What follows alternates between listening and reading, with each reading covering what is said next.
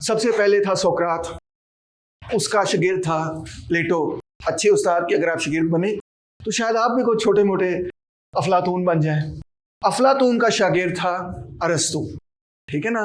ये कंटिन्यूटी चल रही है और ये बड़ी इंपॉर्टेंट कंटिन्यूटी है। और वाकई उस जमाने के अंदर आपको अगर अच्छा उस्ताद मिल जाए तो वो ही was always considered to be his weight in gold. आज के ज़माने में तो आप लिफ्ट भी नहीं कराते, आप कहते हैं ठीक था मगर कोशिश बहुत ज़्यादा दी है इसने, यू नो। उस ज़माने में अगर आपको अच्छा उस्ताद मिल जाए तो आप प्लेटो बन सकते थे, आप एरिस्टोटल बन सकते थे। और एरिस्टोटल का शागिर्द था अलेक्जेंडर द ग्रेट। इसीलिए मैं कहता हूँ कि साढ़े शागिर्द बन जाओ। चलो अलेक्जेंडर तो शायद तुसी नहीं बनोगे, मगर कोई छोटा मोटा पिंड ही शायद तुसी फतह कर लो, कोई पता नहीं।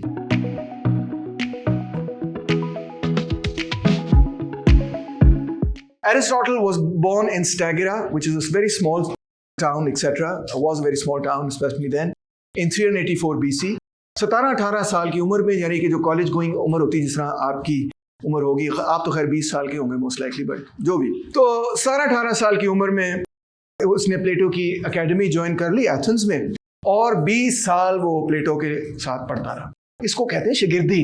आप कहते हैं 3 महीने पढ़ लिए तैमूर मान साहब बहुत है, वो कहते 20 साल वो उससे सीखता रहा, पढ़ता रहा, समझता रहा। He was like his star pupil, teaching assistant or whatever you want to call it. और पढ़ के उसने he also developed of course his own ideas in relationship to Plato's ideas. अब जो ग्रीक सिटी स्टेट्स थे जहाँ पे ये सारी पॉलिटिक्स हो रही थी, डिस्कशन हो रही थी, आपको बताया कि पहले पुनीजियन वॉर हुई, उसके बाद उससे पहले भी और उसके बाद वो जो ग्रीक डेमोक्रेसीज वगैरह बनी, डायरेंट्स आए गए वगैरह, ये सारी पॉलिटिक्स हो रही थी।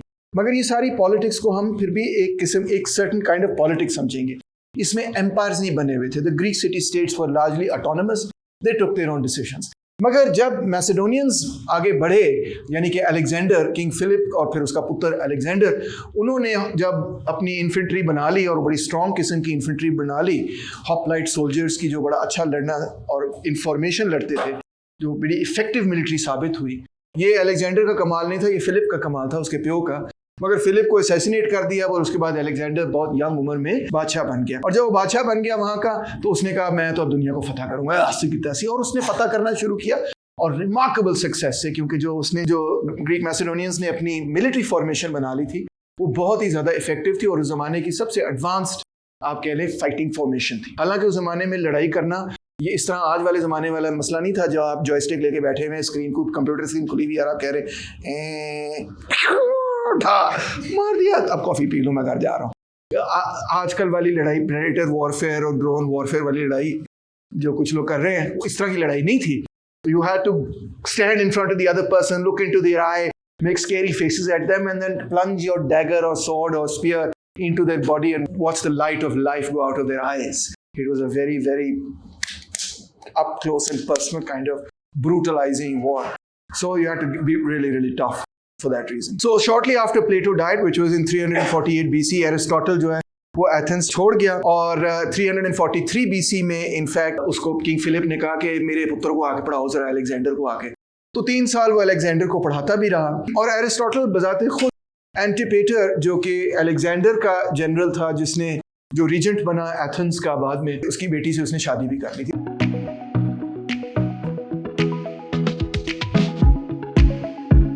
In 335 BCE, he established a library and a school called the Lyceum. So यहाँ पे उसने hundreds of books लिखी और बहुत कुछ लिखा। उस ज़माने में लिखना भी बड़ा मज़ेदार काम होता था। कुछ तो आप खुद हाथ से लिखते थे, मगर उस ज़माने में जो आपके स्टूडेंट्स होते थे वो आपके लेक्चर्स को रिकॉर्ड करते थे, उसके नोट्स लेते थे और फिर वो नोट्स को आप इकट्ठा करके एक किताब भी बना लेते थे। हाय दोस डेज। दूसरी तरफ क्या हुआ कि एथेंस के अंदर अलेक्जेंडर की हुकूमत के खिलाफ जो है वो बहुत बड़ा एक रिबेलियन भी चल रहा था। और वो एथेंस के जो लोग थे वो ये कहते थे कि Aristotle is too close to Antipater and therefore to Alexander, so they wanted to try him. तो Aristotle said, instead of being tried like Socrates, he decided कि I am going to leave Athens. He said, I will not allow Athens to sin twice against philosophy. He went into exile, and about a year later, he passed away.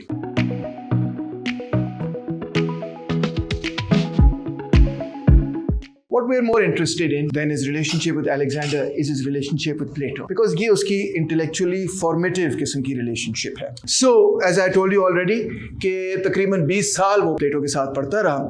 और प्लेटो की जो अपनी theory थी is the idea और called the theory of forms, और वो मैं theory मोटी मोटी बयान कर चुका हूँ कि कोई ऐसी दुनिया है जो कि सिर्फ तस्वरों की दुनिया है, और उसमें तमाम चीज़ें जो आपको यहाँ पे नज़र आ रही हैं उनके एब्स्ट्रैक्ट कॉन्सेप्ट्स उस एब्स्ट्रैक्ट दुनिया के अंदर मौजूद हैं, और जो चीज़ें आपको दुनिया में नज़र आ रही हैं वो उन एब्स्ट्रैक्ट कॉन्सेप्ट्स की चीप फोटोकॉपीज़ हैं, बुरी कॉपीज़ हैं, और आपकी रूह भी किसी ज़माने में उसी दुनिया में से आई और उसी दुनिया में वापस जाएगी. So this is the theory of forms. But the point is कि Aristotle thought, no man, this can't be true. This is an absurd theory. It can't be true. Instead, he felt कि जो essence of something है, that makes something, like the table की essence ये है कि जी उसकी flat surface है, उस पर आप लिखते हैं. कुर्सी की essence ये है कि जी उसकी 3-4 टांगे होंगी, उसके ऊपर आप बैठते हैं. So the essence of something has to be within that object rather than outside of that object or outside of the material world. जब एरिस्टोटल ने ये थ्योरी डेवलप करनी शुरू की और उसने कहा उस्ताद मोहतरम मैं आपकी बात नहीं मानता, तो प्लेटो ने कहा Aristotle has kicked me just as a colt kicks its mother. जैसे माँ को बच्चा ठुड्डा मारता है तो इसी तरह एरिस्टोटल ने भी मुझे ठुड्डा मारा. तो एरिस्टोटल ने जवाब दिया Plato is dear to me but dearer still is the truth. ठीक है जी, मैं बहुत मोहब्बत करता हूँ, प्यार करता हूँ प्लेटो से, मगर उस्ताद से अपने, मगर मैं उससे इत्तेफाक नहीं करता.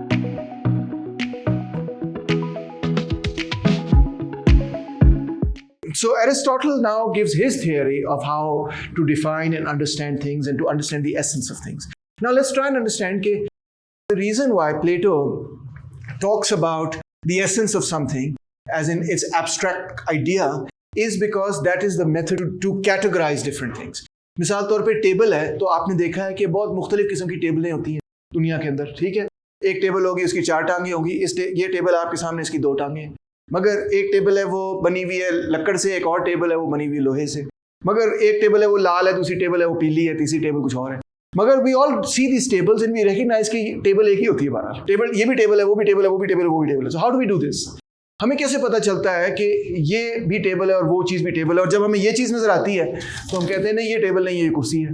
How do we know this? Because हो सकता है कुर्सी का रंग टेबल से मैच करता हो, मगर हमें पता है कि ये टेबल नहीं है, कुर्सी है. Sounds like a stupid thing to say, because ये तो आप रोज करते हैं, आपको पता है टेबल और कुर्सी क्या है. सो कोई no professor has to come and explain it to you. But how do you know this कि this is a table and that is not a table? For Plato हर चीज की कोई एसेंस है. टेबल की मिसाल तौर पे एसेंस ये है कि उसका टॉप फ्लैट होगा. अगर उसका टॉप फ्लैट नहीं है तो टेबल नहीं. अगर यूं होगा तो टेबल तो नहीं हो सकता. उसका टॉप जो है फ्लैट होगा, जिस पे आपको चीज रख सकते हैं, उस पर आप लिख सकते हैं, उस पर आप जिस चीज़ के ऊपर आपको चीज़ रख सकते हैं उसका टॉप है वो फ्लैट है और उसकी कुछ सपोर्ट है तो वो टेबल होगी. ठीक है, और जिस चीज़ पे आप बैठते हैं जिसकी 4, 3, 2 टांगे होंगी, 2 तो नहीं होंगी, खैर 4 या 3 टांगे होंगी, 5 टांगे भी हो सकती हैं, वो चेयर है क्योंकि उस पर आप बैठते हैं. तो एक एब्स्ट्रैक्ट चेयर है. एब्स्ट्रैक्ट चेयर इस तरह मैं बना देता हूँ कि ये देखो चेयर की बैक होगी, ठीक है, फिर चेयर होगी, फिर उसकी 4 टांगे होंगी. वाह वाह वाह, क्या आर्ट है, ज़बरदस्त है ना.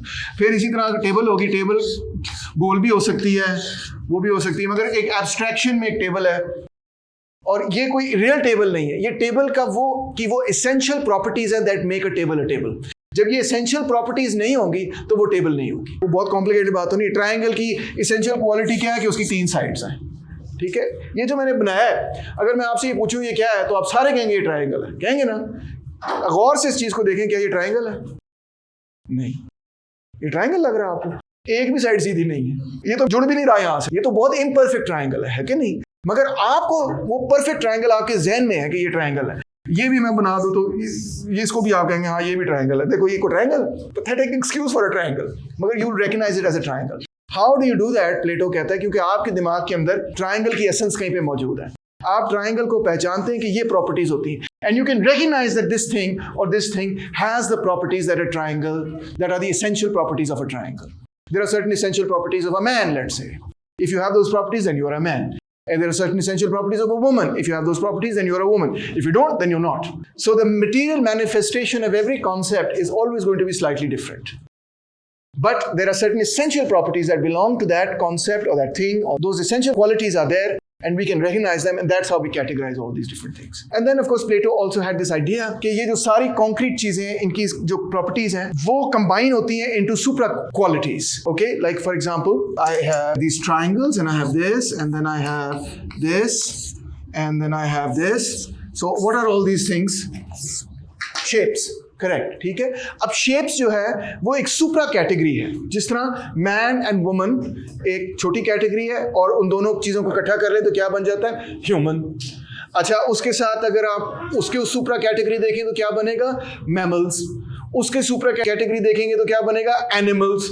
उसकी सुप्रा कैटेगरी देखेंगे तो क्या बनेगा, लिविंग थिंग्स, है ना। कैटेगरीज के अंदर और मजीद चीजें शामिल होती चली जा रही हैं। अच्छा, इस तरह जब आप कैटेगरीज को, सारी कैटेगरीज को इकट्ठे करेंगे तो nth जब आप चले जाएंगे तो क्या चीज आ जाएगी, जब आप कैटेगरीज को इकट्ठे करते जाएंगे तो क्या होगा, क्या बच जाएगा, द वन। अब आप देख रहे हैं कि ये कॉन्सेप्ट जो है वो इब्राहिमिक गॉड के बिल्कुल करीब है, क्योंकि द वन से फिर ये सारी कैटेगरीज निकल रही हैं जो कि are making up all the various different concepts that you see in the world. All of them can be collapsed into the one and they all emanate therefore from the one. So अब ये idea इतना ऐसा idea है जो कि religious लोगों को जमाने के बड़ा ही पसंद आया है, और उन्होंने क्रिश्चियनिटी के साथ ठक करके इसको बंद कर दिया। उन्होंने कहा कि देखो ये जो द वन है, जिससे सारे कॉन्सेप्ट्स एमिनेट कर रहे हैं, और उन कॉन्सेप्ट से इन टर्न वो सारी मटेरियल फिनोमेना बन रहा है जो कि हम दुनिया में देख रहे हैं। तो ये वन क्या है,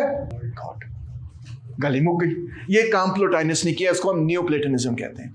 और इसी से बाय द वे सूफी जो है वो भी अपना सारा कॉन्सेप्ट इधर से निकालते हैं। वो एक नुक्ते विच गल मुकदी है, वो एक नुक्ता क्या है, that is the one from which everything emanates.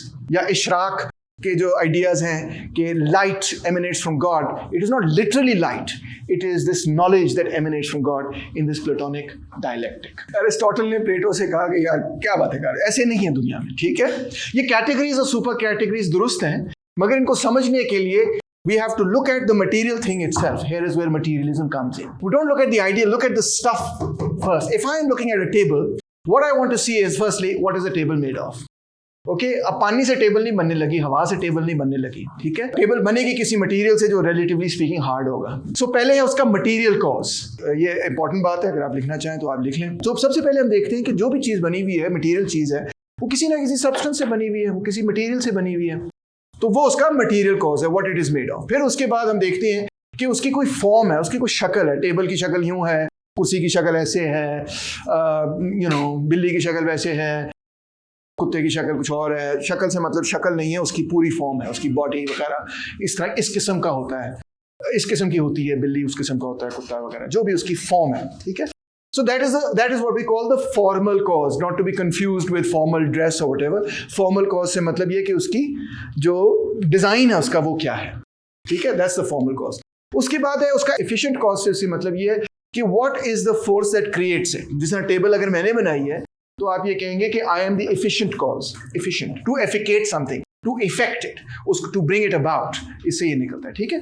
So अगर मैं कारपेंटर हूँ, मैं टेबल बनाता हूँ, तो the efficient cause is me that created it, and my plans are the formal cause, etc. कि टेबल में इस तरह डिजाइन की है, जो डिजाइन है वो ये। और फिर उसके बाद is the final cause. Final cause ये है कि what is the purpose of that thing? What is the telos of that thing? What is the purpose of a table?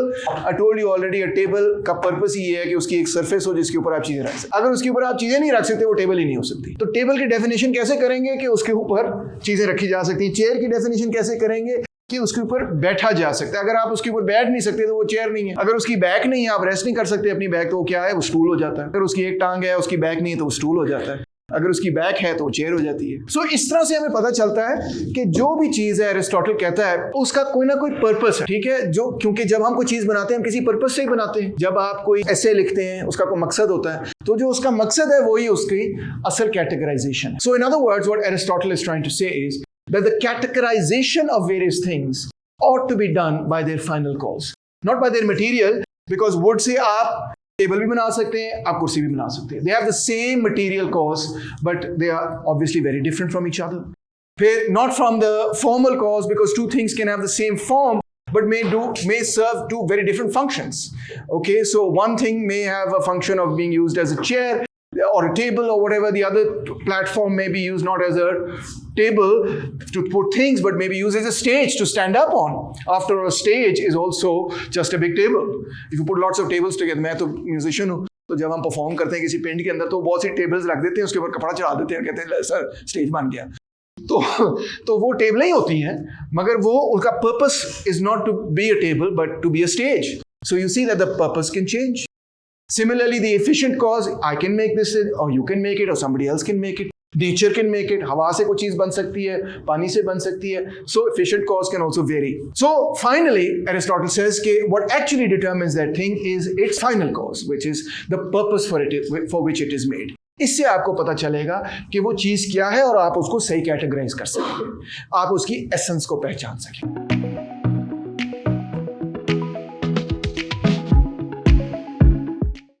इस मेथड को क्या कहते हैं? सवाल ये पैदा होता है कि ये जो एरिस्टोटल कर रहा है, to categorise things, to understand them, to जज them, to take out their essence by their purpose and final cause, इस मेथड को आप क्या कहेंगे? इस मेथड का नाम है टेलियोलॉजी. कि हर चीज का कोई पर्पस है और वो पर्पस ही उसकी कैटेगराइजेशन, उसकी डेफिनेशन में शामिल है, उसकी एसेंस में शामिल. The basic goal of everything is permanence, says Aristotle. Permanence से मतलब ये है कि जो उसका फाइनल कॉज है वो उस तक पहुंचने की कोशिश करती है. जिस तरह बच्चा जो है वो कोशिश करेगा कि एक एडल्ट बने, एक सीड जो है वो कोशिश करे वो पूरा प्लांट बने, वो उसकी स्टेट ऑफ परमानेंस है. Everything is trying to reach unchangeability, that is its final cause.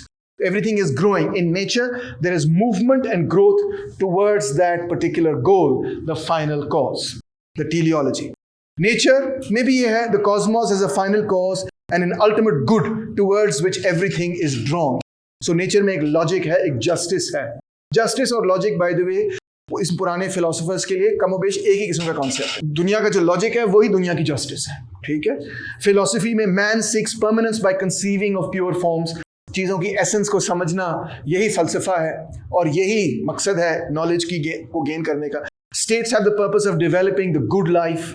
रियासतें भी किसी मकसद के लिए, हर चीज किसी ना किसी मकसद के लिए पैदा हुई. आप भी किसी मकसद के लिए पैदा हुए हैं, आपको बस पता ये करना है कि आप किस मकसद के लिए पैदा हुए. सो टेलियोलॉजी, मैं आपको ये भी बताऊं, is not the nature of scientific reasoning today.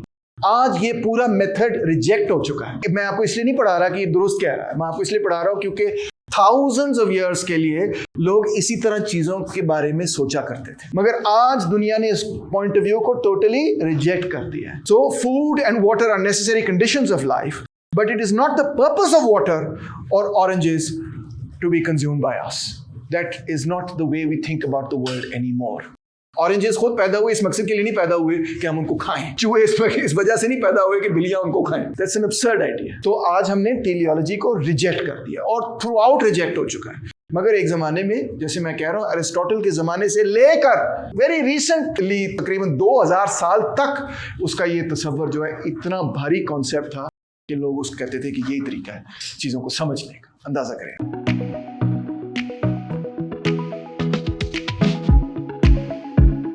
Aristo की सियासत पे आती है. सबसे पहले तो ये कहता है man is by nature a political animal. तो यहाँ पे 3 बातें कहूंगा. सबसे पहली है तो है मैन. अब मैन से उसकी लिटरली मतलब मैन ही है. ठीक है? आप ना ज्यादा खुश हो कि मैं भी पॉलिटिकल एनिमल हूँ. ठीक है? He is talking about man. Unlike a lot of other places जहाँ पे लफ्ज़ मैन का इस्तेमाल होता है मगर उससे मुराद ह्यूमैनिटी होती है. ठीक है? क्योंकि जर्मन लैंग्वेज के अंदर man is actually non gendered etcetera etcetera. I won't get into that. मगर यहाँ पे क्लियरली ही मीन्स मैन. दूसरा है नेचर. नेचर उसके लिए बहुत ही इंपॉर्टेंट कॉन्सेप्ट है बिकॉज ही फील्स कि नेचर का एक अपना कानून है, उसकी एक अपनी मंतक है, उसका अपना एक लॉजिक है, उसका अपना एक जस्टिस है. और जिस तरह प्लेटो ने कहा था, जब आप उस कुदरत फितरत के करीब होते हैं तो वो बेस्ट होता है, जब आप उससे दूर होते हैं तो तबाही होती है. So Aristotle also agrees with that. और आखिर में ये कि हम एक पॉलिटिकल एनिमल हैं, तो इससे हम मतलब ये लेते हैं कि हमें पॉलिटिक्स करने का बड़ा शौक है. इसमें कोई शक नहीं कि एरिस्टोटल का भी ये ख्याल था कि हमें पॉलिटिक्स का शौक होना चाहिए, but that's not what he means by political animal. जो लफ्ज़ है पॉलिटिकल, इसका मतलब है पोलिस, वहां पे जो सिटी स्टेट्स थे, यानी रियासत बनाना. इसका मतलब ये है कि एरिस्टोटल असल में ये कह रहा है कि इंसान की फितरत में है कि वो एक दूसरे के साथ रहे, एक सोसाइटी में रहे. अकेला नहीं वो रह सकता, अकेला वो जिंदा ही नहीं रह सकता, या जिंदा रहेगा तो वो will be a god or an animal. But only a god or an animal can live outside of society. क्योंकि हमें तो भाई एक दूसरे की जरूरत है. ठीक है ना? मुझे तो अंडा बनाना आता है, फ्राई भी करना आता है, मगर मुझे कीमा नहीं बनाना आता. तो आपको हो सकता है कि कुछ और काम करना आता हो मगर पढ़ाना ना आता हो या पढ़ना ना आता हो. तो आप भी तो यहाँ बैठे हैं, मुझसे सीख रहे हैं कि एरिस्टोटल क्या कह रहा है. मुझे एरिस्टोटल पढ़ाना आता है मगर हो सकता है मुझे कुछ और पढ़ाना नहीं आता. Right? So nobody is self-sufficient at all. Nobody is. It's an illusion. Even a child is completely dependent on her mother and to a lesser extent sometimes the father as well. We are all in a sort of codependency. not in the psychological sense, but in the very real sense of we have to come together to live. And when we come together to live, we have to come to an agreement on how we're going to live together. So for that we create institutions, we create government, we create states. रियासतें बनाते हैं हम, हुकूमतें बनाते हैं, इदारे बनाते हैं कि हमारे आपस के जो ताल्लुकात हैं उनको मैनेज करने का कोई ना कोई तरीका होना चाहिए. So इसका मतलब ये है कि क्योंकि हम अलहदा नहीं रह सकते हैं, हमने एक दूसरे के साथ रहना है. तो साथ रहने के लिए हमने एक दूसरे से एग्री करना है कि क्या रूल्स एंड कंडीशंस होंगे जिसमें हम साथ रह रहे हैं, और उन रूल्स एंड कंडीशंस को पर ओबे करवाने के लिए, उनको इम्प्लीमेंट करवाने के लिए आप इदारे बनाएंगे, जिसमें सबसे इंपॉर्टेंट इदारा कौन सा होगा? रियासत का इदारा. स्टेट जो है वो इन्फोर्स करेगी लॉ, तो उसके बगैर तो बात नहीं बनेगी. तो state therefore for Aristotle is kind of like the highest development, the end goal of society और इवन ऑफ मैन. ठीक है, it's the final cause in other words.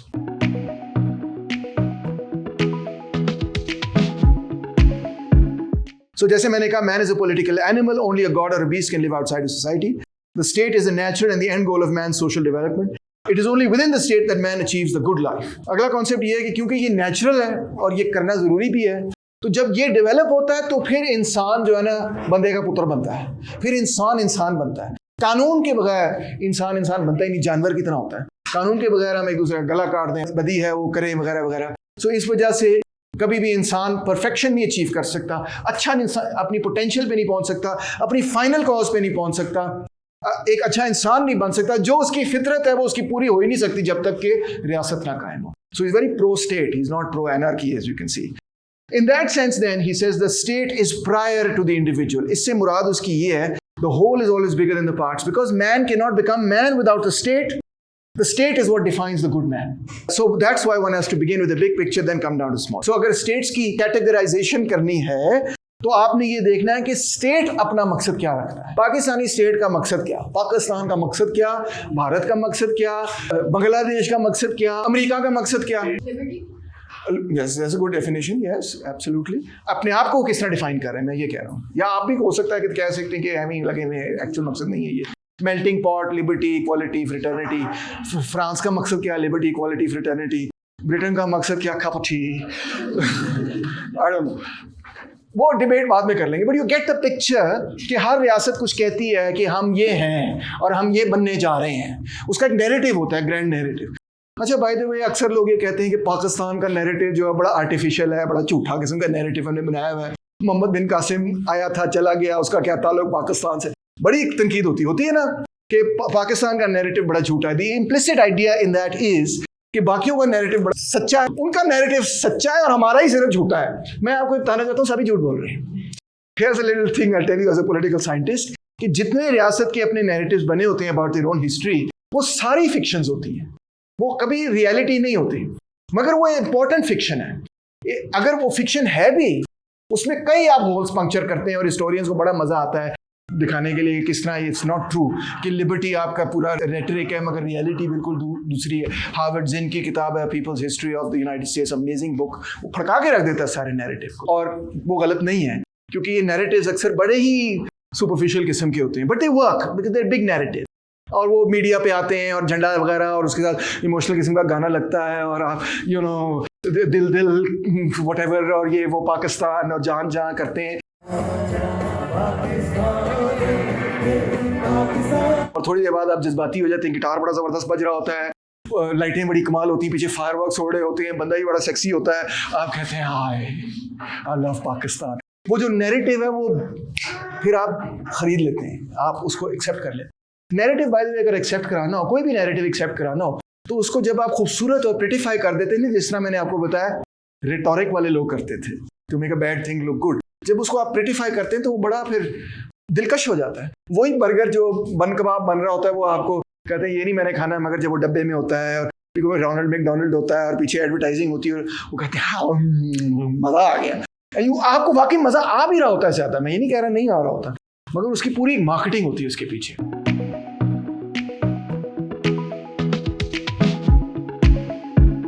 Aristotle जो है हर रियासत को, हर चीज़ को उसके एंड गोल से देखेगा. तो इसी तरह ये देखें कि जो मुख्तलिफ रियासतें हैं उनको वो कैटेगराइज करता है. सबसे पहले कहता है कुछ ऐसी रियासतें जिनका एक सिंगल रूलर होता है, बादशाह टाइप. कुछ ऐसी रियासतें जिनका को काउंसिल लीड करता है. कुछ ऐसी रियासतें जहाँ पे काउंसिल से भी बड़ी तादाद में सारे ही कहते हैं कि हम लीड कर रहे हैं। सो इसकी एक करेक्ट फॉर्म है और एक डिजेनरेटेड शक्ल है, डिविएंट शक्ल है। अगर एक रूलर रूल कर रहा हो और वो ऐसे रूल कर रहा हो अपने मफाद के लिए नहीं मगर ऐसे रूल कर रहा हो कि सबका उसमें भला हो, तो उसको हम कहते हैं किंगशिप। और अगर वो ऐसे रूल कर रहा हो कि उसमें से उसको फायदा हो, तो उसको हम कहते हैं टिरनी। इसी तरह अगर थोड़े से रूलर्स हैं तो वो अच्छा रूल कर रहे हैं, वी कॉल दैट एरिस्टोक्रेसी।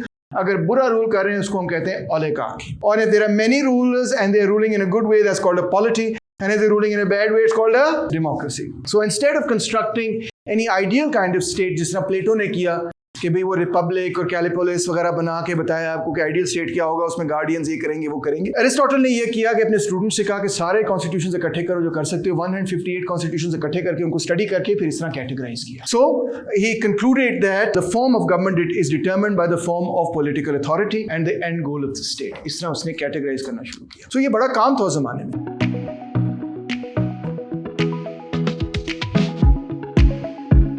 और उसने ये कहा कि वन मैन रूल जो है ना अक्सर डिजेनरेट कर जाता है, टिरनी बन जाती है, और जबकि डेमोक्रेसी जो है ना वो तो मॉब रूल बन जाता है। इसलिए हमें ज़रूरत इस चीज़ की है कि वेल्थ की और पॉलिटिकल पावर दोनों चीज़ों की डिस्ट्रीब्यूशन कुछ इस तरह से हो कि उसमें कुछ आवाम का भी भला हो, कुछ एलीट का भी भला हो और मामला सारे सही चले। For Aristotle, aristocracy was the best system but would always be challenged by the poor. He thought aristocracy best है। aristocracy से उसकी मुराद ये थी कि aristoi means noble, somebody who is noble, not by birth, by the way. For Aristotle, aristocracy was not hereditary. It just meant somebody who had exceptional qualities as an intellectual, as a person, as a human being, etc. He thought the people with exceptional intellectual qualities ought to rule. But that's not necessarily hereditary for him. मगर he always felt कि ऐसे हो नहीं सकता कि एक intellectual elite जो है वो अपना काउंसिल बना के चलाए मगर पब्लिक जो है ना वो कभी खुश नहीं होगी इससे।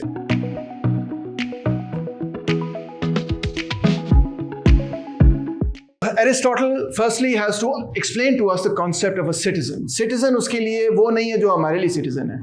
हमारे यहाँ तो हर पाकिस्तानी सिटीजन है, ठीक है। इवन अगर उसका आईडी कार्ड नहीं भी है तो वो सिटीजन है, ठीक है। वो वोट डाले ना डाले, ड्राइवर्स लाइसेंस हो, CNIC ना भी हो तो वो कह सकता है मैं पाकिस्तानी सिटीजन हूँ। मगर एरिस्टोटल के लिए सिटीजन वो था जो एक्चुअली रूल कर सकता है। वो लोग हैं जो रूल कर सकते हैं डायरेक्टली, ना सिर्फ वो कि जो वोट करें किसी को और वो आगे जाके रूल करें, मगर वो खुद रूल कर सकते हैं, वो खुद हुकूमत में है। इसलिए एरिस्टोटल के लिए औरतें जो हैं वो एक्सक्लूडेड थी सारी चीज़ से। जैसे मैंने शुरू में कहा था, man is a political animal, woman is not a political animal. He never said that but he implied it in a certain sense. Slaves, non Greeks, ये सब लोग जो हैं ग्रीक सोसाइटी के अंदर फैसला नहीं कर सकते, सियासी फैसलों में शामिल नहीं हो सकते। They can not be in any way involved in politics and they were not involved in politics. और उसके लिए फैसला वो इस तरह से इसकी डिफरेंशिएशन करता था कि if you can make autonomous decisions then you can be a citizen, otherwise you can not. तो औरत के हवाले से ये था कि ये ऑटोनमस डिसीजन कर नहीं सकती because she is so dependent on the man, on the husband या ऑन द फादर और व्हाटएवर। तो इस वजह से ये अपना खुद फैसला नहीं कर सकती। जो इसके खामद ने फैसला कर दिया वही उसने कहना, जिस तरह साहब ने कह दिया उसी तरह मैं करूँगी। इसी तरह कोई अगर गुलाम है या कोई अगर सर्वेंट है या कोई अगर नॉन ग्रीक है तो वो भी गुलाम ही थे। तो बेसिकली वो ऑटोनमस फैसले नहीं कर सकते, इस वजह से वो सिटीजन नहीं है। इसमें इम्प्लाइड बात ये कि अगर वो ऑटोनमस फैसले कर सकते फिर वो सिटीजन भी बन सकते। But so since all things for Aristotle are determined by the end, states were also good or bad according to the end they set themselves. क्या है end? If they sought the welfare of the whole they were good, if they sought the welfare of only a part they were bad, whichever part that was. By the way for Aristotle, अगर गरीब जो है वो इक्तदार में आ जाए और गरीबों के भले की बात करें तो वो भी बुरा है। अगर अमीर इक्तदार में आ जाए और सिर्फ कहें कि अमीरों का भला हो जाए तो वो भी बुरा है। उसके लिए ये था कि अमीर और गरीब दोनों का भला किसी तरह होना चाहिए। So if the object of the state was bad then the citizen who fulfils that object was a bad man but a good citizen. अगर रियासत का मकसद ये है कि पैसे कमाओ जिस तरह ओलिगार्की में होता है, तो उसमें जो कैपिटलिस्ट है वो गुड सिटीजन है, मगर ज़रूरी नहीं कि वो एक अच्छा इंसान है। हो सकता है वो इतनी कार्बन फेंक रहा है एटमॉस्फेयर के अंदर कि दुनिया तबाह हो जाए। तो you could be a bad person and a good citizen, and you could be a bad citizen and a good person. Nazi Germany में वो लोग जो कह रहे थे कि हमने जेनोसाइड नहीं करनी, वो बैड सिटीजन्स थे क्योंकि वो कानून को तोड़ रहे थे, मगर वो गुड अच्छा फैसला कर रहे थे। they were good people. सो एक अच्छी रियासत जो है वो प्रॉपर्टी को भी प्रोटेक्ट करेगी और वो एक गुड ऑर्डर पैदा करेगी ताकि जो इसके इंडिविजुअल सिटीजन्स हैं वो भी एक अच्छी ज़िंदगी गुजार सकें। The best life. मैंने आपको बताया कि औरत इसमें शामिल नहीं है। आइए थोड़ा सा आपको राइल अप करता हूँ ताकि आप एरिस्टोटल को इंटरनेट पे जाके कैंसिल करें। वैसे तो बेचारा मर गया, उसको फर्क नहीं पड़ता। सबसे पहली कॉन्ट्रोवर्शियल स्टेटमेंट वो ये कहता है, वुमन, परेशान ना होना, मैं नहीं कह रहा, मुझे ना कैंसिल कर देना, ठीक है, woman is an unfinished man.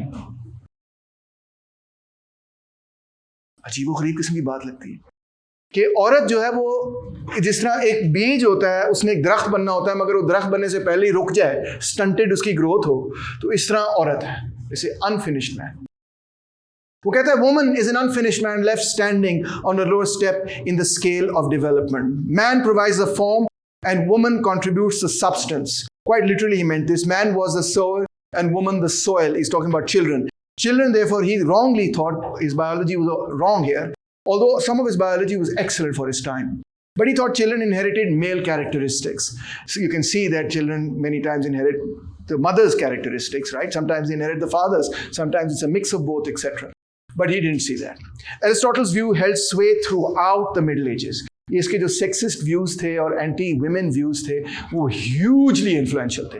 प्लेटो, जैसे मैंने आपको पहले बताया, प्लेटो बिल्कुल भी ये नहीं कहता। प्लेटो कहता है औरत हो मर्द हो डजंट मैटर, जो जिसकी फैकल्टी ऑफ थॉट है वो गार्डियन क्लास में जा सकता है। And he doesn't discriminate on के कौन है उसमें के जेंडर की बुनियाद पे। बट एरिस्टोटल डज, कहता है वुमन, अब और गुस्सा आपको चढ़ा रहा हूं मैं, woman is more mischievous, less simple, more impulsive, more compassionate, ऐते को माड़ी गल नहीं, more easily moved to tears, more jealous, more querulous, लड़ाई बहुत करती है, more apt to scold and to strike, more prone to despondency यानी depression, less hopeful, more void of shame or self-respect, more false of speech, more deceptive, more retentive of memory। कभी झगड़ा हो किसी girlfriend के साथ, आपको सब पता चल जाएगा, वो आपको पूरी हिस्ट्री बता देगी कि तुमने ये गलत कब किया, कब ठीक किया। But also more wakeful, more shrinking and more difficult to rouse to action. कुछ बच गया है तो obviously guy didn't have a very good marriage, it seems like. I don't know what his beef with women was. You know, views that were widely held in society at the time. In Greece, not everywhere. In Greece. Greece was very patriarchal, as I told. So it's Plato's, and Socrates also was very pro-feminine. Very pro-feminist, कह लें, या very pro-female. So they were the exceptions rather than Aristotle. He's more conventional from his own time. Woman is to man, अब और मेरे पे ना गुस्सा होना please. Woman is to man as the slave to the master. Oh my God, OMG. The manual to the mental worker, the barbarian to the Greek. यानी औरत मर्द के बराबर नहीं है, वो एक तरह इसी तरह से जिस तरह आका और गुलाम का रिश्ता है, उस तरह मर्द और औरत का रिश्ता है। Woman is weak of will and therefore incapable of independence of character or position. इसीलिए वो सियासत में नहीं आ सकती, because she is weak of will. उसको वो ये कर ले, वो कहता चलो ठीक है मैं ये कर लेती हूँ, वो ये कर ले चलो ठीक है मैं वो कर लेती हूँ।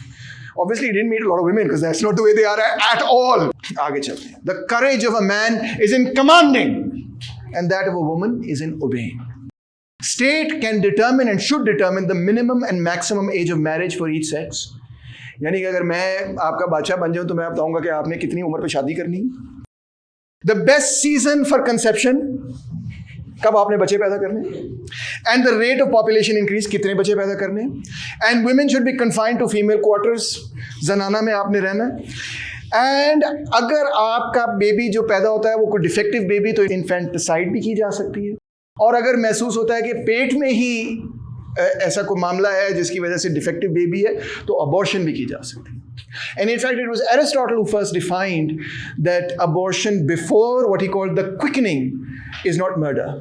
The quickening meant that when the fetus becomes, in his idea, a person, a child. Okay?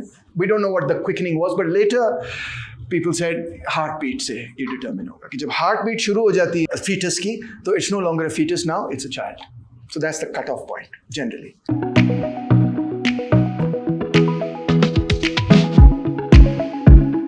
Aristotle also justified slavery. Slaves के बारे में उन्होंने कहा जिस तरह tools होते हैं ना जो आप इस्तेमाल करते हैं, a slave is just a tool with a voice. So men by nature were divided into two groups. Okay, there are those who command and who are rulers and masters, and those who submit.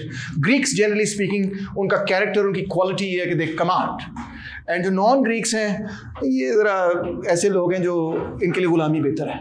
और by the way, he thought that slavery was good for the slave. अच्छा, Aristotle was smart enough to accept, especially given Hermias, who was a slave but then became the ruler of one of the cities. He was smart enough to recognize that there were people who were slaves who didn't deserve to be slaves. And there were people who were not slaves who probably deserved to be slaves. He recognized that that's not necessarily always the case, that in reality, only the people who deserve to be slaves are slaves. So, in many instances, he also says कि manumission कर दो, आज़ाद कर दो, ये सब चीज़ें भी Aristotle कहता है.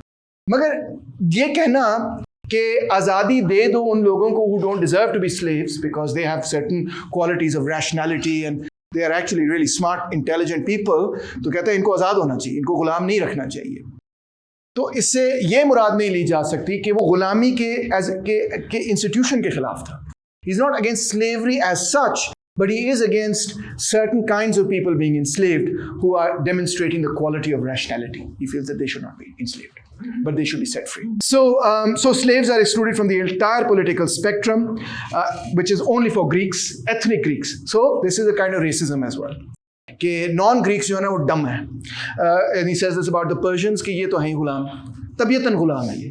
इसीलिए इनका जो सिस्टम ऑफ गवर्नेंस है वहाँ पे इसी किस्म का डेस्पोटिज्म चलता है, जिस तरह पहले मैंने आपको बताया हेरोडोटस ने भी कहा था. Slaves were also he thought necessary. इसके बगैर ख़ानदान नहीं चल सकता, और इसके बगैर मेरे पास फ्री टाइम के ऐसे अगर मुझे बैठ के वो बनाना पड़े सब दिन रात खेती बाड़ी भी करनी पड़े और फिर खाना भी बनाना पड़े और सफाई भी करनी पड़े, तो मेरे पास क्या टाइम बचेगा कि I should think about philosophy and think about art and music and all of these things. So he thought that for the higher functions to function, for the citizens to be citizens, they have to be slave owners. They have to have slaves in order to have the freedom to be citizens. In fact, he thought कि बहुत सारी कौमों का मसला ये है कि वो या तो बहुत सर्दी में रहते हैं या बहुत गर्मी में रहते हैं, बहुत उनकी हार्श कंडीशंस हैं, उन हार्श कंडीशंस की वजह से वो कभी पॉलिटिकल लाइफ तक पहुंचते नहीं हैं, क्योंकि वो इंस्टीट्यूशन ऑफ स्लेवरी नहीं बना सकते. They living to hand to mouth like barbarians to achieve civilisation.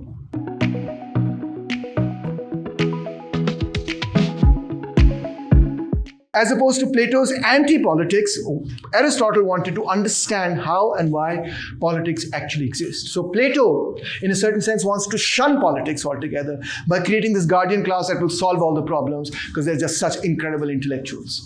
But Aristotle thinks that can only lead to a very unhappy life. गौर करें कि जितनी फिल्में आप देखते हैं जिसके अंदर दुनिया तबाह हो रही होती है और ग्रुप ऑफ साइंटिस्ट्स और स्कॉलर्स और थिंकर्स और फिलोसोफर्स और wise people come and save the world, वो प्रो प्लेटो हैं. और जितनी फिल्में आप देखते हैं जिसके अंदर group of scientist, philosophers, wise people are ruling the world, but the world has no war and no conflict in it, but there is also no happiness in it. वो क्या कह रहे हैं? वो एरिस्टोटल की साइड ले रहे हैं अगेंस्ट प्लेटो. ये एरिस्टोटल की तनकीद कर रहे हैं on Plato. So Aristotle wanted to understand how politics actually happens. So the concept he gives is of the good life, happiness with reason. लिख लो ये कहीं पे अगर लिख रहे हो, ये बहुत important है.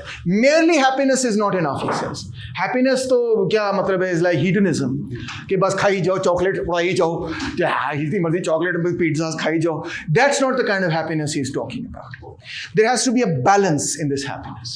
So what he means is कि there are three forms of happiness. First is pleasure and enjoyment. अच्छी मौसीकी मैं सुन रहा हूँ, चॉकलेट खा रहा हूँ, अच्छे खाने खा रहा हूँ, प्लेस देख रहा हूँ, दोस्तों के साथ बैठ के कह के मार रहा हूँ, इंजॉय कर रहा हूँ. ये बहुत ज़रूरी है आपकी ज़िंदगी के लिए, says Aristotle. इसके बगैर इंसान जिंदा नहीं रह सकता. और bye the way Aristotle is 100% right in this, कि अगर आपकी ज़िंदगी में मुस्कुराहट नहीं है, हंसी मजाक नहीं है, रिलैक्स करने का मौका नहीं है, चिल करने का मौका नहीं है, तो फिर इसका मतलब है कि यू साइकोलॉजिकली आप काफ़ी इम्बैलेंस में हो जाएंगे. दूसरी चीज़ है to be a free and responsible citizen. ये भी एक अच्छी ज़िंदगी का हिस्सा है कि पोल्यूशन नहीं करनी, अपने पॉलिटिक्स में आप हिस्सा लें, you care about what's going on in society, you are a responsible citizen in the sense कि आप लम स्टूडेंट काउंसिल के लिए भी वोट करते हैं, आप रन करते हैं, you care about what's going on in the broader society as a collective. You pay your taxes, you do your due, you're a good citizen in the sense you obey the law, you're good to everybody else, etc. Happiness is that which is for you, but being a good citizen is your outwardly expression of your social contract with others, etc. Right? And then third is a thinker and philosopher, to ponder on the deeper mysteries of life, कि ये ज़िंदगी आखिरकार इसका मकसद क्या है, ये क्यों बनी, ये कैसे आई, इसके पीछे लॉजिक क्या है या नहीं है, गॉड का क्या तस्वर है, ग्रीक गॉड्स का क्या की माइथोलॉजी क्या थी, हमारा क्या तस्वर है, वगैरह वगैरह, सारे जो ज़रा डीपर क्वेश्चंस हैं। ये तीनों पहलू आपकी ज़िंदगी में जब शामिल होंगे और इनका तवाज़न होगा आपस में, तो that will be the good life. This is what he calls the golden mean, जिससे मतलब है म्याना रवि का रास्ता। प्लेटो के लिए आपको याद है कि वो तो ऐसा बंदा बनाना चाहता है जो बेसिकली फिलोसोफर ही हो, वन ट्रैक माइंड, मगर एरिस्टोटल कह रहा है हमें ऑलराउंडर होना चाहिए। पॉलिटिक्स पे आते हैं। So Aristotle is one of the first people to try and understand politics as class struggle. गौर करें कि प्लेटो भी रिकग्नाइज करता है कि क्लास स्ट्रगल हो रही है, और प्लेटो जो आइडियल सोसाइटी बनाता है उसके अंदर भी क्लासेस हैं। एक क्लास है जो कि गार्डियंस की, अगली क्लास जो है सोल्जर्स की, उससे अगली क्लास जो है आम लोगों की, उससे नीचे स्लेव्स वगैरह हैं, तो वो भी एक क्लास सिस्टम बनाता है। मगर एरिस्टोटल एक नई चीज़ कोशिश कर रहा है कि सोसाइटी के अंदर जो कॉन्फ्लिक्ट है, जो मुख्तलिफ किस्म के स्टेट्स बनते हैं, उनको वो एक्सप्लेन करेगा थ्रू क्लासेस। तो फैक्शंस का लफ्ज़ इस्तेमाल करता है। Factions represented the interest of classes. मुख्तलिफ फैक्शंस हैं और वो आपस में लड़ रहे हैं, और उनकी क्या लड़ाई है आपस में? उनकी लड़ाई वही है कि वो they are fighting over economic and political rights. कोई गरीबों का फैक्शन है, कोई अमीरों का फैक्शन है, ये लड़ाई है सारी। सो ये कार्ल मार्क्स की पैदाइश से 2500 साल पहले ये एनालिसिस हो चुका है कि सोसाइटी की जो शेप है, पॉलिटिक्स की जो शेप है, वो क्लास स्ट्रक्चर और स्ट्रगल्स की वजह से बनती है। And the credit goes to Aristotle. Aristotle के ज़माने में ये क्लास कॉन्फ्लिक्ट इतना शदीद हो चुका था और बहुत हो रहा था कि society he felt had reached stasis. Stasis का मतलब है कि पैरालाइज हो गई थी सोसाइटी, पैरालिसिस हो गया था सोसाइटी को। अमीर और गरीब की इतनी लड़ाई हो रही थी कि सोसाइटी फंक्शन ही नहीं कर पा रही थी। तो एरिस्टोटल समझता था कि स्टेसिस से बचना है किसी तरह। एथेंस और स्पार्टा की लड़ाई थी। एथेंस आपको पता है डेमोक्रेटिक था, स्पार्टा जो है वो बिल्कुल डेमोक्रेटिक नहीं था। डेमोक्रेटिक से मेरी मतलब इन इन्वर्टेड कॉमास है कि फ्री मेल ग्रीक कि एलीट में वोटिंग का राइट है और रूलरशिप का भी राइट है। और ये लड़ाई डेमोक्रेसी और ओलिगार्की की हर जगह ग्रीस में हो रही थी और बहुत शदीद हो रही थी। जो प्रो डेमोक्रेट थे वो ज़माने के कम्युनिस्ट रेवोल्यूशनरीज आप कह लें, वो आगे ओलिगार्स को पकड़ के मार देते थे, और जो ओलिगार्स थे वो पकड़ के डेमोक्रेट्स को मार देते थे। मतलब खूनी लड़ाई थी, सिविल वॉर हो रही थी हर जगह between the poor and the rich. So the oligarchic notion of justice was that men who were unequal in wealth ought to be unequal in everything, that they should remove the political rights of the many and monopolize power as well as wealth. जो oligarchs थे वो अमीर तो थे ही, मगर वो ये कहते थे कि हम अमीर हैं, हुक्मरानी का हक भी हमारे पास होना चाहिए, हम रूल करेंगे, अमीर तबका जो है वही हुक्मरान तबका होना चाहिए। ये गरीबड़े कहाँ से आ गए? और जो डेमोक्रेटिक कंसेप्शन था, जो डेमोस थे, डेमोस का मतलब है अवाम, गरीबड़े। अच्छा, ये स्लेव्स नहीं है, गौर करेंगे, स्लेव्स नहीं है, ये ग्रीक्स हैं, एथनिक ग्रीक्स हैं जो कि फ्री ग्रीक्स हैं, but they are not rich either. The democratic conception of justice fueled the argument that men with equal political rights should be equal in their economic advantages. अब वो ये कहते थे कि हमारे हकूक हैं as men, not as women, आपको हमारे हकूक हैं, हमारे हकूक हैं सियासी। जो सिस्टम एथेंस में बना हुआ है उसमें आपको याद है वो 10 मुख्तलिफ ट्राइब्स हैं। हर ट्राइब में बाय लॉट आप रैंडमली सेलेक्ट होके आप एक कमेटी में जाके सर्व भी कर रहे हैं। वो कमेटियाँ 500 लोगों की कमेटियाँ हैं, याद है मैंने आपको पूरा वो सिस्टम बताया था। तो हर बंदा हर ट्राइब से हर सिटीजन हर ट्राइब से किसी ना किसी कमेटी के अंदर किसी ना किसी वक्त सर्व ज़रूर करेगा, और वो कमेटी भी साल के लिए वो रोटेट होती जा रही है। तो citizens were literally the ruling class, even when they were poor, they were still part of the ruling system, literally part of it, not in the sense कि वोट डाल दिया फिर घर चले गए। No, they were part of the decision making process, ठीक है, as दो पार्ट ऑफ दोज कमिटीज। तो अब वो ये कहते थे we are part of the political process, हमारे मुआशी हकूक हैं, हम अपनी ज़िंदगी बेहतर करना चाहते हैं, हम अपने बच्चों को खाना पीना उनका बेहतर करना चाहते हैं, हम इकोनॉमिक राइट्स चाहते हैं, डेट्स को खत्म करना चाहते हैं, यूजरी को खत्म करना चाहते हैं, हम बेहतर हकूक चाहते हैं। तो ये मामला था। So Aristotle writes, and I love this passage because I think इससे बेहतर डेफिनेशन डेमोक्रेसी की हो नहीं सकती। कहता है democracy is the result of a revolution against plutocracy oligopoly. आप देखें मैं कितना एक्साइट हो रहा हूं। Democracy is when the poor and not the men of property are the rulers. हाय हाय, यानी उस जमाने के किसी को डेमोक्रेट कहना मतलब है बड़ा वो रेडिकल आदमी है, वो एक तरह का आज के जमाने का रेवोल्यूशनरी है। मैन ऑफ प्रॉपर्टी को नहीं हमने हुकूमत देनी, किसको देनी है? The poor. In a democracy, the poor will have more power than the rich because there are more of them, and the will of the majority is supreme in a democracy. तो गरीब ऊपर आ जाएगा। Democracy is inferior to aristocracy because it is based on a false assumption of equality. Aristocracy best है कि जो smartest लोग हैं वो जो है रूल करें। डेमोक्रेसी में तो सारे रूल कर रहे होंगे, मगर ये गलत है क्योंकि सारे बराबर नहीं होते, 5 उंगलियां बराबर नहीं होती। The problem arises from the idea that those who are equal under the law are equal in all other respects. ठीक है, कानूनी तौर पे आपको बराबर हकूक मिले हुए हैं, मगर इसका ये मतलब नहीं है कि आपको बराबर, एरिस्टोटल कह रहा है कि आपको मुआशी हकूक भी बराबर मिलेंगे। नहीं, मेरा पुत्र लम्ज़ में पढ़ेगा, आपका पुत्र टाट पे पढ़ेगा, वाले स्कूल में पढ़ेगा। ठीक है, वैसे आपके हकूक इक्वल है, we are all equal before the law. आप भी वोट करें, मैं भी वोट करूं, मगर इकोनॉमिक इक्वालिटी की बात नहीं करनी। मगर एरिस्टोटल कह रहा है कि उस जमाने में जो डेमोक्रेट्स थे वो ये कह रहे थे, ये गलत फहमी थी उनको, क्योंकि एरिस्टोटल इज अगेंस्ट डेमोक्रेसी। अक्सर लोग लिखते हैं the Greeks came up with the idea of democracy, they had Socrates, Plato and Aristotle who talked about democracy. Yeah they talked about it but they criticised it, they were against it. Okay, so democrats क्या कह रहे हैं कि हमें हमारी economic situation बेहतर करो। Because people are so easily misled, he says, and so fickle, changeable in their views, the ballot should be limited only to the intelligent. So आप अंदाजा कर सकते हैं कि एरिस्टोटल की लिए आइडियल सिचुएशन ये है कि एक chosen intellectual elite, not as small as Plato जो गार्डियंस वाले थे, but a chosen intellectual aristocracy should rule. So Aristotle wanted to prevent a revolution, he wanted to stop this democratic revolution जो oligarchs के खिलाफ हो रहा था. मगर इसका सोल्यूशन बड़ा दिलचस्प है. सोल्यूशन उसका ये था, political authority needs to be distributed to the different factions of society. उसका सोल्यूशन ये नहीं था कि इनको दबा दो, इनकी ऐसी की तैसी मार दो. उसको पहले पता था कि ये तो नहीं चलेगा, वो लड़ेंगे और वो लड़ रहे हैं और इससे स्टेसिस पैदा हो रहा है, कोई नहीं जीत सक रहा. दोनों क्लासेस बराबर में आमने सामने टकरा रही हैं और दोनों इक्वल पावर की हैं, और उसकी वजह से जमूद पैदा हो गया सोसाइटी, पैरालिसिस हो गया सोसाइटी आगे नहीं बढ़ रही. How do you solve it? He says distribution of power करो. कुछ पावर जो है गरीबों को दो, कुछ पावर जो है ओलिगार्क्स को दो.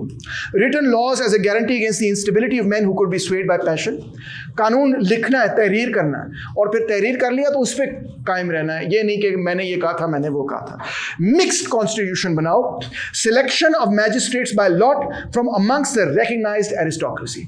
इसमें डेमोक्रेसी का एलिमेंट भी होगा और इसमें एरिस्टोक्रेसी का एलिमेंट भी होगा. So in other words, from amongst the aristocracy आप बाय लॉट का मतलब है रैंडम सिलेक्शन से आप लोगों को लेकर आए. ये जो रैंडम सिलेक्शन वाला प्रोसेस है, उनके पॉइंट ऑफ व्यू में ये डेमोक्रेसी है. वो वोट नहीं करते थे, वो एक्चुअली डेमोक्रेसी का मतलब ये था कि हर ट्राइब से हर बंदा किसी ना किसी कमेटी में बैठा होगा कभी ना कभी. तो वो रैंडम सिलेक्शन से बाय लॉट होता था, बाय वोट नहीं था. सो कहता है इन दोनों प्रिंसिपल्स को कंबाइन कर दो. जो एरिस्टोक्रेसी है वो आएगी, जो लिमिटेड फ्रेंचाइज होगी, मगर आएगी by lot. It will rule by lot. वो डेमोक्रेटिक प्रिंसिपल और एरिस्टोक्रेटिक प्रिंसिपल को उसने जोड़ने की कोशिश की. On the other hand, he strongly condemned usury. Usury का मतलब है रिबा लेना, सूद लेना. बिल्कुल बड़ा सख्त उसके खिलाफ था. तो बड़ा सख्त खिलाफ था और उसकी आर्ग्यूमेंट बड़ी इन्फ्लुएंशियल थी. मैंने दिखाया कि सेंट थॉमस एक्वाइनस तक उसकी आर्ग्यूमेंट जो है चलती रही. And distribution of goods should be made to the whole community. वो ये भी कहता है कि भाईजान, अगर आपने स्टेसिस से निकलना है तो गरीबों को कुछ पॉलिटिकल पावर भी देनी होगी, मगर साथ ही साथ गरीबों को कुछ मुआशी हकूक भी देने होंगे. अदरवाइज बात नहीं बनेगी. ये नहीं कि वो सब कुछ ले जाएं, ये नहीं ओलिगार्क सब कुछ ले जाएं, मगर कोई कॉम्प्रोमाइज करना पड़ेगा दोनों क्लासेस के दरमियान.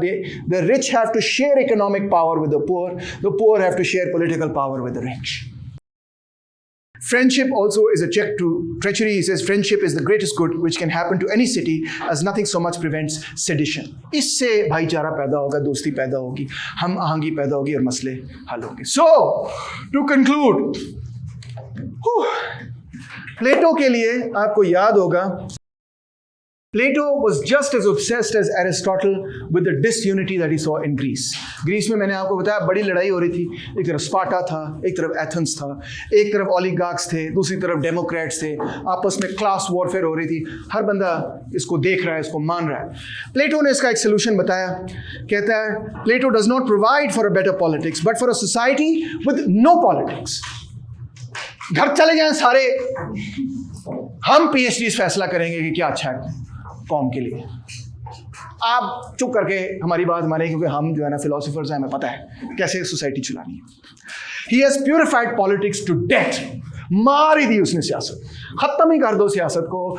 जिस तरह वो कहते हैं टेक्नोक्रेटिक गवर्नमेंट ले आओ, केयर टेकर टेक्नोक्रेटिक गवर्नमेंट ले आओ. उसको कोई परवाह नहीं होगी कि वोट लेना है, ये करना है, वो करना है. वो उसको सिर्फ ये परवाह होगी कि भाई वो टेक्नोक्रेट है, इकोनॉमी इस तरह ठीक करनी है, बस वो डंडा देगा इकोनॉमी ठीक कर देगी. परवाह ही नहीं करेगी लोग क्या कह रहे हैं क्या नहीं कह रहे. ये सोल्यूशन आपने सुना है ना.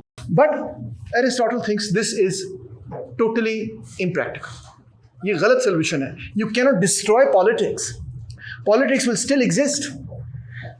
सो politics achieves unity only out of plurality of interests and beliefs without necessarily suppressing them, by finding some path of compromise between the classes, of a mixed constitution, of sharing power.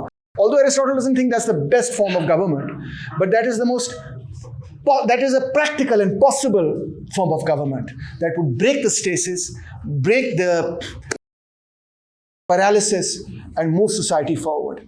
And so for Aristotle, politics is kind of like the art of finding the kind of compromise that will avoid revolution on the one hand, but will also create for a society that can reach its end goal, which is the goal of a good, balanced life, where you have pleasure and enjoyment, you also are good citizens, you take care of each other, and you ponder on the deeper mysteries of the universe. Thank you.